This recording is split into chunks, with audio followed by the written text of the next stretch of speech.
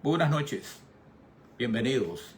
Una nueva semana, un nuevo programa, nuevos títulos para los programas de esta semana. Bienvenidos a Conversando con Humberto. Es un placer, un gran placer darles la bienvenida a los que se van a conectar en esta noche, los que me van a ver en diferido, donde quiera que me vean, cuando quiera que me vean. Déjenme decirles que para mí es un gran honor poder comunicarme con ustedes a través de esta vida. Vamos a orar. Eterno Dios, gracias por la gran bendición de poder no solamente conversar contigo en oración, sino también comunicarme con mis hermanos y amigos que se conectan para verme cuando hay programa. Bendice a cada persona aquí presente, Señor, y también a aquellas personas que van a ver este programa en diferido. Que sea de bendición, en el nombre de Jesucristo. Amén. Maribel Cadet, mi hermana, muy bienvenida. Dios te bendiga grandemente. Miren, vamos a hacer esta noche un ejercicio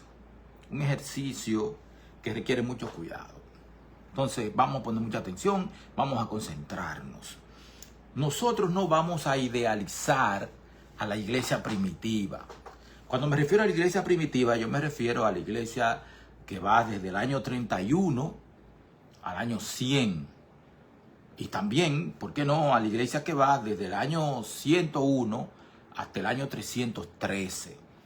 Porque fue una iglesia que cumplió su misión, que trabajó. Sufrió mucho. Roberto García, ministro, bienvenido. La iglesia sufrió mucho. ¿Está cansado? ¿De qué, ministro? ¿De qué está cansado? Pues sí, la iglesia sufrió mucho, pasó mucho trabajo, agonizó, perseguida, prisionera, martirizada. Sin embargo, esa iglesia primitiva, tenía problemas, tenía divisiones, herejías que comenzaron ahí. Entonces nosotros podemos identificar esos problemas. Cristóbal Vera, pues bienvenida, un placer. Esa iglesia, nosotros lo vemos en la carta de Pablo. Pablo lo estamos estudiando, Pablo llama a los hermanos de la iglesia de Corinto, los llama santos, pero enumera una serie de cosas que esa gente hacían que realmente Pablo lo llamaba santos. Vamos a dejarlo ahí. Entonces, también lo vemos en las cartas a las 7 iglesias de Apocalipsis 2 y 3. Lo vemos en la misma carta de Juan, que había un individuo que no dejaba entrar al apóstol Juan, no lo dejaba entrar a la iglesia. O sea, lo que estamos haciendo en esta noche, lo que vamos a hacer, no es un ejercicio de nostalgia, no, que cualquier tiempo pasado fue mejor, no, que eso era mejor que lo que tenemos ahora, no. Nosotros vamos a utilizar un método que yo estoy utilizando. Lo utilicé para mi libro Conciencia, Poder y Carácter. También lo estoy utilizando para los artículos que escribo, por cierto, en la revista Prioridades. Creo que fue de junio o julio. Pues Stephanie Lundi, bienvenida, mi hermana. Salió un artículo mío. Gálatas insensatos. O sea, no eran perfectos. Punto, es lo que quiero decir. Si usted se siente mal pensando en que los hermanos de la iglesia primitiva eran mejor que usted, no se sienta mal. Tenían debilidades, dificultades, problemas. La iglesia de Éfeso, que la menciona Juan como la primera de las 7 iglesias, no la acusa de nada, pero la acusa de que perdió su primer amor. Estaban haciendo las cosas mecánicamente, no por amor. Entonces lo que vamos a hacer es seguir un patrón. Mi libro se llama Conciencia, Poder y Carácter. Está en Amazon, por favor cómprenlo. Es un libro a beneficio mío, que fue que lo escribí y de mi bolsillo. Pero cómprenlo porque es un libro muy interesante, sumamente interesante, entiendo yo. Ustedes lo compran, lo leen, entonces me dicen, no es interesante nada, pero lo compraron. Entonces, el procedimiento que estoy utilizando es un procedimiento forense. Carácter, patrón y consecuencia del carácter, del patrón de cómo sigue eso. Entonces, ¿qué rasgos de carácter o qué rasgos de carácter tenía esta iglesia primitiva que produjo una consecuencia histórica tan extraordinaria? Hay un historiador mexicano actual, muy actual, gran escritor, muy buen investigador, es Juan Miguel Zunzunegui. ¡Hey, Bernabé Lundi! Bernabé Lundi, bienvenido, mi hermano, mi amigo, mi líder. Gracias, muchas gracias, muchas gracias. Juan Miguel Zunzunegui es un historiador mexicano sumamente bueno. Hay una serie de historiadores que yo leo, que compro sus libros. No es a beneficio mío, ministro. Yo fui que lo escribí. Juan Miguel Zunzunegui, ya déjenme concentrarme, que yo me estoy perdiendo. Escribió en uno de sus libros que para el año 313, cuando Constantino y creo Licinio, que eran los emperadores que gobernaban al mismo tiempo, emiten el edicto de Milán, donde suspendían toda persecución contra la iglesia cristiana.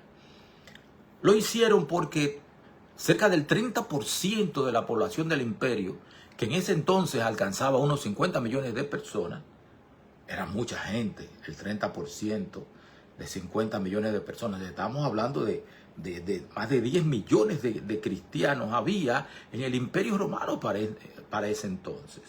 De hecho, la madre de Constantino era cristiana.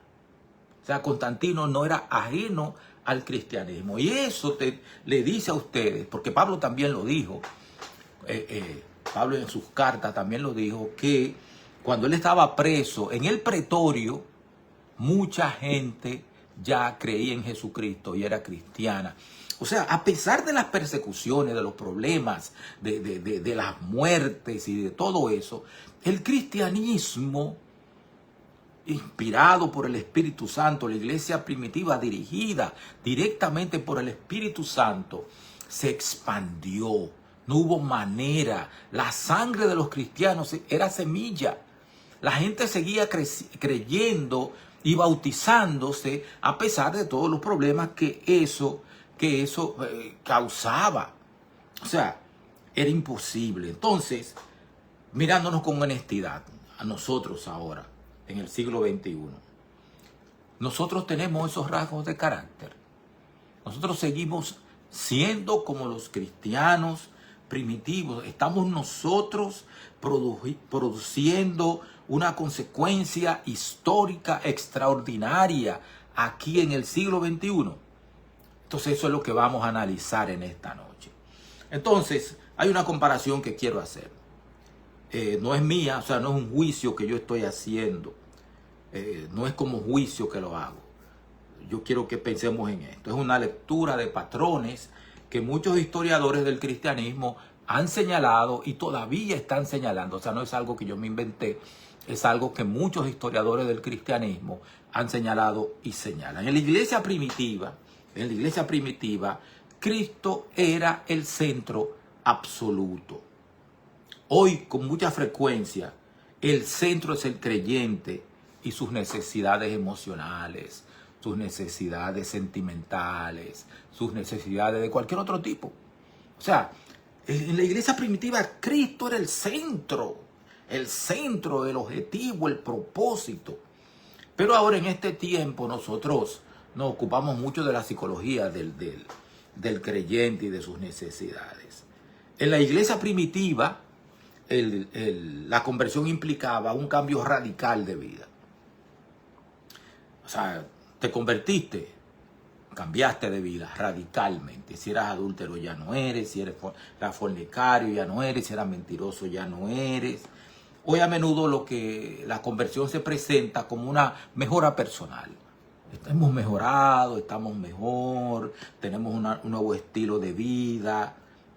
Así es como se ve. Los cristianos del primer siglo, los cristianos de la iglesia primitiva, perdón, porque estoy hablando siglo primero, segundo, tercero y principio del cuarto, esperaban el regreso de Cristo como una realidad cercana, muy cercana. O sea, no era algo que escuchamos, que dijimos, que hace 2000 años. No, no, no. Ustedes recordarán que en 1 Corintios 15, Pablo, al hablar acerca de la resurrección de Cristo, porque ya habían gente que estaban diciendo en ese entonces que no iba a haber resurrección. Y Pablo dice, bueno, si Cristo no resucitó, entonces vana es nuestra esperanza, vana es nuestra fe. E incluso Pablo señala ahí, en 1 Corintios 15, que cuando él escribió 1 Corintios, alrededor del año 50, 52, 54, por ahí, Pablo dice, no recuerdo bien la fecha exacta, no se ve mucho de mí con eso, pero Pablo dice que todavía en esa fecha todavía habían gente que habían visto a Cristo resucitado, lo dice. Se le apareció a mucha gente, a más de 500 personas a la vez, de las cuales muchos viven y otros ya descansan. O sea, el mismo Pedro y el mismo Juan que estaban vivos, recordarán ustedes que Pedro murió crucificado con la cabeza para abajo porque no era ciudadano romano. A Pablo lo decapitaron porque sí era ciudadano romano. O sea, no, estaba prohibido aplicarle un tormento tan grande como la crucifixión. Pero entre la gente que escuchó a los ángeles decir, ese mismo Jesús que ustedes han visto que se va, así mismo como le vieron ir, se va a volver, estaban vivos, estaban ahí en ese momento. Entonces nosotros estamos hablando de una iglesia para la cual el regreso de Cristo era una realidad cercana. ¿Por qué? Porque las personas que habían visto a Cristo resucitado, las personas que habían visto a Cristo ascender al cielo, todavía estaban vivas. Y hoy, lamentablemente, hay que decirlo, muchos dicen que son otros tiempos y hay muchas cosas que se permiten. Hoy hay mucha liviandad en la iglesia. La suerte que tú estás jubilado, Fabio. En la iglesia casi no se predica de la segunda venida, lamentablemente. Entonces, como le decía, en muchos lugares se ha perdido la urgencia de predicar acerca del regreso de Cristo. Hay veces que yo voy a la iglesia donde me congrego, la pequeña iglesia donde me congrego, y yo predico del regreso de Cristo y predico de la bendita esperanza. ¿Por qué? Porque nosotros hemos perdido el ímpetu, la esperanza, el pensar en Cristo regresando. Mucha gente no piensa en eso. Otra cosa, el discipulado, desde el año 31 hasta el año 313 después de Cristo, costaba, era caro, sumamente caro. Te podía costar la libertad, te podía costar todos tus bienes, te podía costar que te torturaran, te podía costar que te crucificaran, te podía costar que te embadurnaran en brea y con paja y te usaran como antorcha en el circo romano. O sea, había un costo sumamente elevado por el discipulado, por seguir a Cristo. Hoy se busca minimizar ese costo. Y aquí hay un dato que quiero que tomen con mucho cuidado. La iglesia primitiva crecía bajo persecución. La iglesia de hoy en general se preocupa por conservar los privilegios que tenemos. Se preocupa más por conservar los privilegios. Y hay privilegios que nosotros tenemos que luchar por ellos. Por ejemplo, nosotros tenemos que luchar por la libertad religiosa. Tenemos que luchar por eso. Porque no es lo mismo predicar con libertad como lo hacemos ahora, campaña que tenemos que hacer, la campaña, visitación, literatura, revistas. No es lo mismo hacerlo así con libertad que hacerlo sin libertad. Como los hermanos nuestros que viven, alaban y predican al Señor en Yemen, donde están los hutíes, en Irán, o en cualquiera de los países de las ventanas 1040 en los estados islámicos, incluso en países que dicen que hay libertad religiosa. Buenas noches, mi querida Mirta Félix. Muy bienvenida, mi hermana. En países como Nigeria, donde dicen que hay libertad religiosa, hay cristianos que mueren todos los años. Muchos cristianos. De hecho, ya lo he dicho muchas veces, lo voy a repetir porque es necesario. Hay un ministerio bautista que se llama Puertas Abiertas, que publica cada año el índice de libertad religiosa a nivel global. Y cada año registra que unos 300 millones de cristianos son perseguidos o se les limita la libertad de adorar a Dios como ellos quieren, y cerca de 5.000 cristianos pierden su vida cada año. O sea, si usted vive en Estados Unidos, vive en República Dominicana, usted es un privilegiado que tiene libertad religiosa. Entonces, esto no es una acusación, es un patrón, y los patrones en el método que utilizo, el método forense, CPC, son los que explican las consecuencias de lo que estamos haciendo. Y aquí quiero detenerme en algo. Cuando un cristiano del siglo I decía, Kyrios Iousos, o sea, Jesús es el Señor, no estaba repitiendo un credo bonito ni nada por el estilo. Estaba diciendo implícitamente algo sumamente peligroso. Cuando decía que Jesucristo, Jesús es el Señor, implícitamente decía que el César no era el Señor. Y el César estaba demandando de los cristianos que lo declararan Señor, que le ofrecieran incienso. Ustedes recordarán cuando frente a Pilato, Pilato le dice a los sacerdotes, los escribas, fariseos, saduceos, herodianos y toda la gente que estaba ahí, le señala a Jesucristo y le dice, he aquí vuestro rey. Ministro, vamos a orar por ese señor. Le señala y le dice, he aquí vuestro rey. ¿Qué dicen todos los dirigentes judíos? No tenemos más rey que a César. César exigía adoración y fidelidad absoluta. Los cristianos, desde el año 31 hasta el 313, a pesar del peligro de una declaración política, porque Jesús es Señor, no solamente era una declaración religiosa, era también una declaración política, porque negaba algo que el gobernante del Imperio Romano decía, y entonces los cristianos decían que no era así. Entonces era una declaración no solamente espiritual, era una declaración también, una declaración política. Y esa declaración política les podía costar la vida. Hoy, en la mayoría de los países donde me ven o me escuchan, o cualquiera de nosotros, esa misma frase se puede decir sin ninguna consecuencia. Sin ninguna consecuencia.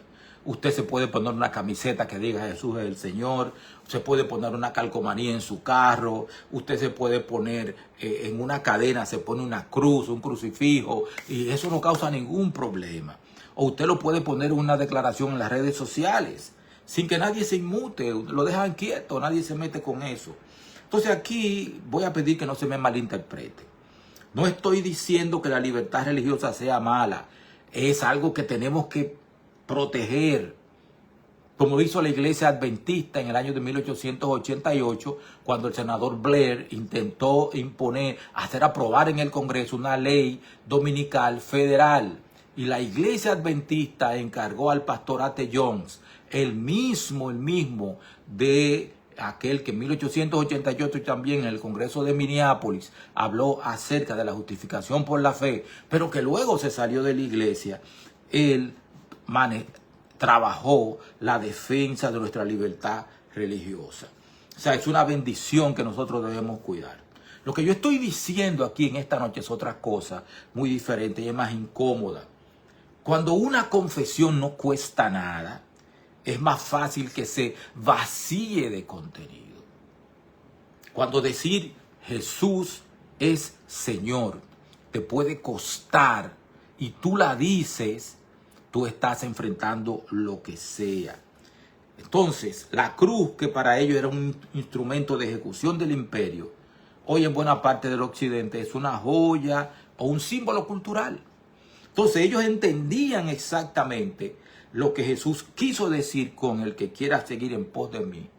Niéguese a sí mismo, tome su cruz y sígame. Entonces muchas veces nosotros lo repetimos sin que nos cueste nada y lo decimos automáticamente sin pensar en lo que estamos diciendo. Otra cosa de la iglesia primitiva que nosotros es posible que estemos perdiendo. Los primeros cristianos vivían esperando el regreso de Cristo. Pero fíjense en algo importante. No usaban esa esperanza para especular con fechas. No la utilizaban.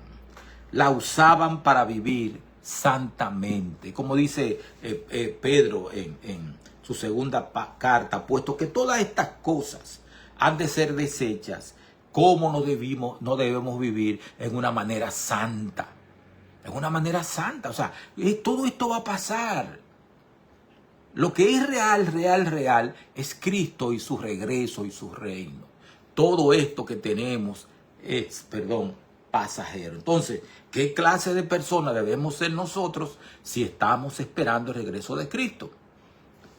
Y con todas esas limitaciones y todos esos problemas, el 30% de la población del Imperio Romano era cristiano. Habían 50 millones, dice Zunzunegui, en el Imperio Romano. Y estamos hablando de más de 10 millones de cristianos con persecución, con cárcel, con pérdida de bienes, con pérdida de todo, de la vida. Y ellos hicieron su trabajo. Entonces, la escatología debería producir en nosotros, la escatología es el estudio de los eventos finales. La escatología debería producir en nosotros santidad de vida. Eso debe producir el estudio de la escatología de los eventos finales. Y lo que sucede con la escatología ahora es que muchas veces lo que hace es que produce discusiones interminables sobre fechas, sobre símbolos, o una curiosidad intelectual por la profecía, sin que eso se traduzca en transformación equivalente del carácter. O sea, lo que está hecho, lo que está estructurado para ayudarnos a vivir en santidad, se convierte en centro o en instrumento para discutir, para pelear. Y eso es algo que como adventistas nosotros tenemos que examinarnos con toda honestidad. Porque la doctrina de la segunda venida es central en nuestra identidad. Pero el objetivo nunca fue la especulación con fechas ni nada por el estilo, como hacen muchísimos. Hay muchísima gente que se va detrás de eso, de las fechas. ¿Por qué? Porque todo lo que pueda ser removido lo será. Usted preocúpese por afianzarse. El objetivo siempre de la escatología ha sido qué clase de persona debemos ser ya que Cristo viene pronto. Mientras más pensemos en eso, menos secularizada va a estar la iglesia. Y eso es fundamental. Hay una hermana que yo quiero mucho, Anunciada Galván, que está enferma. El sábado, mi esposa la llamó ayer y habló con ella. Yo la he ido a ver también, he ido a orar con ella. A veces la llamo por teléfono y oro con ella. El sábado, ella me contó, mi esposa, contó Anunciada, le contó a mi esposa, que su casa estaba llena de gente. El sábado entero lleno de gente. La iglesia primitiva se ocupaba de la gente. Los hermanos de la iglesia primitiva se ocupaban de la gente. Cuando los huevos eran baratos, a Chile, cuando yo llegué a la iglesia hace muchísimos años, cuando un hermano de la iglesia, una hermana de la iglesia se enfermaba, las diaconisas, las dorcas, los diáconos, iban a la casa de la hermana a barrer, a trapear, a ordenar la casa, cocinaban, le llevaban comida. O sea, había un interés personal. Cada miembro de la iglesia tomaba interés personal en el bienestar del que estaba enfermo, de que estaba necesitado. Eso pasaba. O sea, cuidaban viudas. Ustedes recordarán que los apóstoles tuvieron que buscar 7 diáconos para poder, está en el libro de los Hechos, capítulo 6, tuvieron que buscar 7 diáconos para atender las mesas, para las necesidades de los pobres. ¿Por qué? Porque ellos tenían que predicar el evangelio y estaban atendiendo las mesas. O sea, la iglesia cuidaba viudas, huérfanos, enfermos, prisioneros, compartían recursos reales.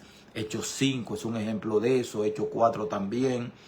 Entonces los paganos miraban el carácter y el testimonio de la iglesia cristiana y decían, miren cómo se aman esa gente. Ahora, el Islam hace eso, se ocupa de la gente. Se ocupa de la gente. Entonces ese testimonio social, no un programa de evangelismo, no una campaña, fue una de las fuerzas que impulsó el crecimiento del cristianismo en los primeros 3 siglos. Impulsó el crecimiento en los primeros 3 siglos. Hoy predomina en mucho contexto una cultura más individualista, incluso dentro de nuestras congregaciones. No, amate a ti mismo. Amate a ti mismo. No te ocupes. Si te complica la vida y te saca de tu programa, deja eso, que lo hagan otros. Que vaya el pastor, que para eso a él le pagan. Pero el Señor le va a exigir a usted. Tuve hambre y me diste de comer, tuve sed. No es al pastor que Jesucristo le va a preguntar eso, Mateo 25, 31 en adelante. Es a usted que se lo va a preguntar. Tuve hambre y me diste de comer, tuve sed y me diste de beber, fui forastero y me abriste tu casa, estuve enfermo y me visitaste, estuve en la cárcel y me fuiste a ver. Es a usted que se lo va a preguntar de manera individual, personal. No va a reunir a la iglesia de Osama y le va a decir, ¿ustedes qué? No, a Fabio Armando que está aquí, le va a preguntar eso de manera individual.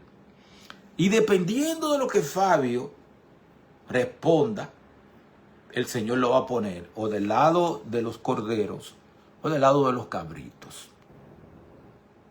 Operación Jericó, muchas gracias, Mirta. Operación Jericó. Entonces, esto no es un reclamo, es una invitación a preguntarnos si nuestra comunión de hoy sería reconocible para un observador externo, alguien de fuera de la iglesia, que mira de la misma manera que lo fue entonces. Yo recuerdo cuando yo era miembro de la iglesia de Osama,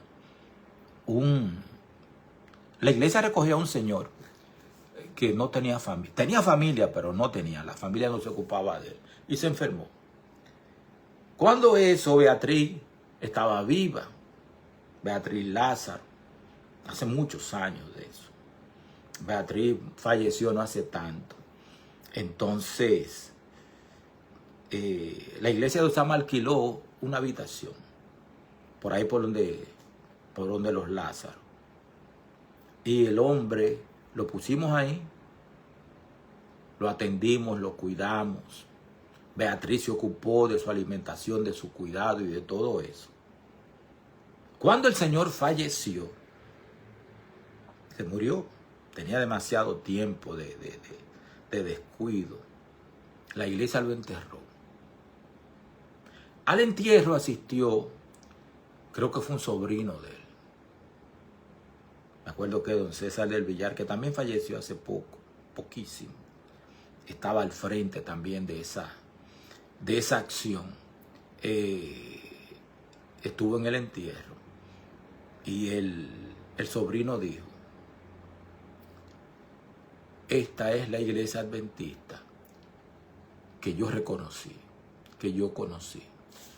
Nos ocupamos y también nos ocupamos de muchísima gente más y pintamos casas y limpiamos gente que estaba en necesidad. Y cuando nosotros íbamos a pintar, a limpiar casas de gente que vivía sola, los vecinos decían, esa es la iglesia adventista que nosotros conocimos.